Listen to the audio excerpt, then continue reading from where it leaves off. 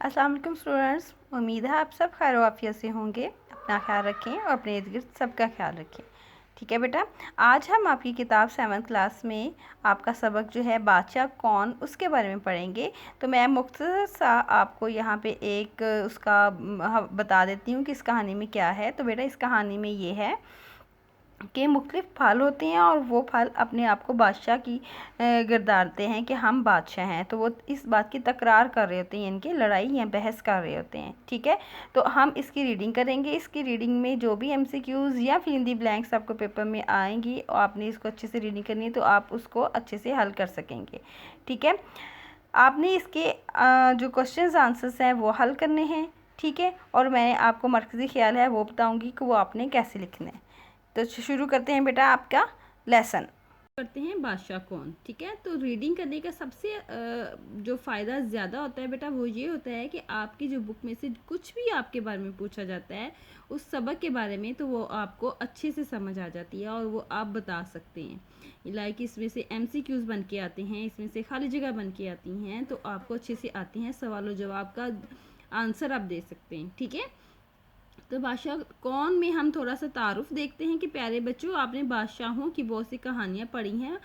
आज आप जो कहानी पढ़ेंगे वो है बादशाह के बारे में, मगर ये बादशाह इंसानों का नहीं फलों का है। आइए देखते हैं कि फलों का बादशाह कौन है। यानी इस कहानी में हमें ये बताया गया है कि फलों में से कौन बादशाह है। तो चलिए देखिए, बहुत ही दिलचस्प कहानी है बेटा, ये देखेंगे आपको पढ़ेंगे और बहुत मज़ा आएगा। खैरू फल फरोश की दुकान पर सारे फलों के दरमियान ज़बरदस्त जो तकरार जारी थी।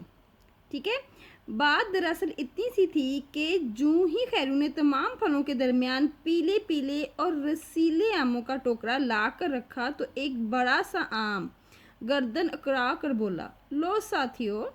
अब देखिए यहाँ पे फजाइया लगाया, जब हम किसी को पुकारते हैं तो फजाइया की लामत इस्तेमाल करते हैं। मैं बाजार में आ चुका हूँ, अब तुम सबकी छुट्टी, मज़े से यहाँ पड़े रहो। मेरे होते अब तुम्हें कौन पूछेगा, आखिर मैं फलों का बादशाह हूँ। बादशाह फलों का बादशाह, बगैर ताज का बादशाह भी कभी किसी ने देखा है? फलों का बादशाह तो मैं हूँ। देखो कुदरत ने कैसा प्यारा ताज मेरे सर पर सजाया है। अनार अपने मुंह मियाँ मिट्ठू बना तो अनानास कहाँ चुपके रहने वाला था। फौरन गर्ज कर बोला, अच्छा अगर बात सिर्फ ताज ही है तो मेरे सर पर तो अनार से कई गुना बड़ा ताज है। आपको पता है ना अनानास का कितना बड़ा उसका ऊपर से ताज की तरह का बना होता है, खूबसूरत सा। अल्लाह ताला की शान कितनी खूबसूरत है, अल्लाह ताला की कुदरत इतनी प्यारी है ना बेटा कि अल्लाह ताला ने इतनी खूबसूरतियाँ बयान की हुई हैं। तो फलों का बादशाह तो मैं हूँ ना, और यूँ मैं जिसामत में आम और अनार से बड़ा भी हूँ। ठीक है, अनानास की बात सुनकर तरबूज दादा कहाँ खामोश है। जब अनानास ने ये कहा ना कि मैं बहुत बड़ा हूँ तो वो कहाँ खामोश है, फौरन बोले, साथियों जिसामत में तो मैं तुम सबसे बड़ा हूँ, रसीले और खुश जायका भी हूँ और बादशाह बनने का मेरा हक बनता है ना। तो बेटा आप देख रहे हो ना कि फलों के दरमियान तकरार शुरू हो गई है कि वो कह रहे हैं कि मैं बादशाह हूँ, मैं बादशाह हूँ। तो किस वजह से तकरार हो रही है, यानी बादशाह बनने पर। ठीक है, अब आगे देखते हैं। तरबूज की बात सुनकर बीच चेरी अपनी नाजुक सी गर्दन घुमाते हुए बोली, हाँ ना, नाम बड़े और दर्शन छोटे। ठीक है, ये मुहावरा है बेटा, तो आपने ये भी याद रखना है कि मुहावरे भी होते हैं। नाम बड़े दर्शन छोटे का मतलब यानी कि नाम तो बहुत है लेकिन काम कुछ भी नहीं। भाई असल बात तो फ़ायदे की होती है। देखो मैं जिस्म में तुम सबसे छोटी ज़रूर हूँ मगर इंसान के लिए सबसे ज़्यादा मुफीद हूँ। खून इंसान की जिस्म के लिए सबसे ज़्यादा ज़रूरी है और मैं सबसे ज़्यादा खून बनाती हूँ, तो बादशाहत के लिए भी मुझे ही चुना जाए। चेरी की बात सुनकर खरबूजा अपने गंजे सर पर हाथ फेरते हुए बोला। तो कितने मज़े की कहानी है ना बेटा, कभी खरबूजा बोल रहा है कभी चेरी। ठीक है, ये मुंह और मसूर की दाल, ये भी मुहावरा है बेटा। ये मुंह और मसूर की दाल का मतलब कि ये तुम अपनी औकात से बढ़कर कोई बात करना। अल्लाह की शान देखो, तिनके में जान देखो। तुम तो बेचारी बादशाहत की खूबियों से दूर से नहीं गुजरी, अलबत्ता मेरी बात और है। रंग, जायका, खुशनुमाई, लज्जत और फ़वाइद में तुम सबसे आगे हूँ। बादशाहत का आज़ाद तो मुझे मिलना चाहिए। खरबूजे की बात अमरूद को ना भाई फ़ौरन तिलमिला कर बोले, यानी गुस्से से बोले। सबकी अपनी अपनी फिल्मी अपनी अपनी डफली, अपनी अपना राग, यानी कि सब अपनी बात कर रहे हैं। खुदा झूठ ना बुलवाए, फ़ायदे तो मेरे भी बहुत हैं और खुश रंगी और जायके में भी मैं क्या किसी से कम हूँ। मगर मजाल है जो मैंने कभी बादशाहत की ख्वाहिश की हो। करना भी मत, तुम तो चूंटियों भरा कबाब हो। इतने बीज हैं तुम में कि खुदा की पनाह। मुझे देखो एक भी बीज नहीं, इसलिए बच्चे बड़े बूढ़े सभी मुझे ज़ौक़ शौक़ से खाते हैं। और फिर मैं किसी एक मुल्क या हिस्से में नहीं बल्कि पूरी दुनिया में पाया जाता हूँ।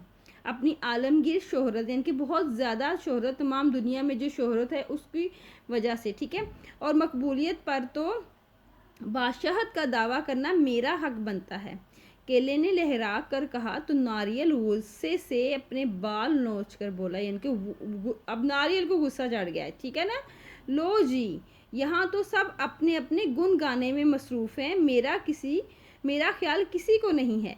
तो बेटा इस सबक में आपको मुहावरात भी नज़र आएंगे, तो आपने उसको भी अच्छी तरीके से समझना है और आपने देखना है कि उसका क्या मतलब है, ठीक है। और इसमें सबक में से जो भी आपको सवाल एक्सरसाइज में से आएंगे वो आपने हल कर आया कि कम अज़ कम मुझे भी बादशाहत के लिए नामज़द ही कर लिया जाए। मैं तो ग़िज़ा में भी और पानी में भी, खाओ भी और पियो भी। मेरी इस इनफरादियत की पेश नज़र मुझे सबसे मुकद्दम समझा जाए, सबसे बड़ा समझा जाए। सेब आंखें मटका कर बोला, देखो भाई, मैं नहीं कहता मुझे बादशाह बना लो, मगर खुदा लगती कहूँगा कि हकीमों और तबीबों से पूछो तो सबकी राय यही होगी कि इंसान के लिए सबसे ज़्यादा फ़ायदेमंद फल मैं ही हूँ। तुम लोगों ने सुना होगा कि एक सेब रोज़ाना इंसान को डॉक्टर से दूर रखता है, यानी मैं लोगों को बीमारी से तहफ़्फ़ुज़ देता हूँ। तो तिब्बी नुक्ता नज़र से, यानी कि तिब की नज़र से, डॉक्टरेट की नज़र से, माहिरीन की राय जो होती है उसके मुताबिक मैं तिब्बी नुक्ता नज़र से मैं पहले ही फलों का बादशाह तस्लीम किया जा चुका हूँ। अब देखिए सभी फल जो है ना अपनी अपनी राय दे जा रहे हैं, ठीक है। आड़ू, खुबानी, नाशपाती, नारंगी और पपीता भी अपने अपने राग अलापने लगे, यानी कि अपनी अपनी बात करने लगे, बार बार दोहराने लगे कि ऐसे में तरबूज दादा ने अपनी पाटदार आवाज़ में, यानी पाटदार आवाज़, ऊंची आवाज़ में सबको खामोश करा दिया और कहा कि ये सारी बहस फजूल है। खजूर बहन बिल्कुल खामोश बैठी हैं, वैसे भी मजहबी एतबार से इन्हें हम पर फजीलत है, लिहाजा हम इन पर फैसला छोड़ते हैं कि ये जिस फल को चाहें बादशाह मुंतखब कर लें। सारे फल खामोशी से खजूर की जानब तकने लगे और मुंतज़िर थे कि खजूर बाजी जल्दी अपना फैसला सुनाएं। खजूर इतनी इंतहाई मतानत और पुरवकार अंदाज में, यानी कि बहुत शानदार और ऐसे बारोब अंदाज में फलों से यूँ मुखातिब हुई, साथी फलों, सच्ची बात तो ये है कि इंसान जिसे भी फलों का बादशाह कहे या उसकी अपनी मर्जी है, लेकिन जहाँ तक बात किसी फल की अहमियत और फ़ायदे की है तो हकीकत ये है कि कायनात के असल बादशाह जो है हम सब को, असल यानी अल्लाह ताला ने हम सबको बहुत खूब बनाया है। हर एक में अलग खसूसियात, जायके और फ़वाइद रखे हैं जो इंसान के लिए बेहद मुफीद हैं, ठीक है बेटा।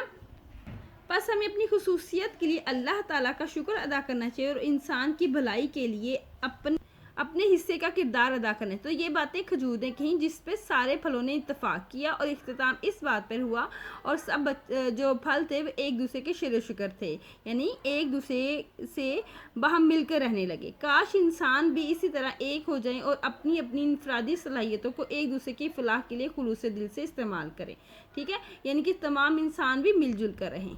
तो ये बेटा रीडिंग थी, इसके हवाले से जितने आंसर क्वेश्चंस हैं वो आपने हल करने हैं और जो आपको समझना है वो आपने पूछना है, ठीक है बेटा। यहाँ बेटा मैंने आप बादशाह कौन जो सबक मैंने आपकी रीडिंग करवाई इसका मरकज़ी ख्याल आपको बताया है। मरकज़ी ख्याल में देखें कि इसमें कहानी में मरकज़ी ख्याल का सबसे पहले मतलब क्या होता है। मरकज़ी ख्याल बेटा उस सबक का मुख्तसर सा जायज़ा होता है, यानी उस सबक का मुख्तसर सा बयान होता है कि उस सबक में मुसन्निफ़ ने क्या कहना चाहा है। तो मरकज़ी ख्याल किसी भी सबक का, किसी भी नज़्म का हो सकता है जिसको आपने 5 से 6 लाइन्स में आपने लिखना है होता है और पूरी कहानी का मतलब समझ में आ जाए कि इस कहानी में क्या बयान किया गया। तो चलते हैं, देखते हैं इस कहानी में बादशाह कौन में मरकज़ी ख्याल क्या है। इस कहानी में फलों का जो बादशाह बनने पर तकरार होती है। हर फल अपनी अफादियत बयान करता है, यानी कि हर फल ये बताता है कि मेरे में क्या क्या फ़ायदे हैं, और कहता है कि वो बादशाह बनने का अहल है। फिर खजूर, फिर जब वो सारी बातें कह लेते हैं तो फिर एंड में एक यहाँ पे राय देती है कि खजूर जो कहेगी वही सबकी बात मानी जाएगी। तो खजूर जो कहती है कि अल्लाह ताला ने हम सबको खूब बनाया, यानी कि हम सब में अलग अलग से खुसूसियात, फ़ायदे, नेमतें रखी हुई हैं जो इंसान के लिए बेहद मुफीद हैं। यानी कोई भी चीज़ बेमकसद नहीं है, हर एक का कोई ना कोई फ़ायदा है। तो बेटा ये मरकज़ी ख्याल था, ये आपने अच्छे से याद करना है और अपनी नोटबुक पे लिखना है। अल्लाह हाफिज़।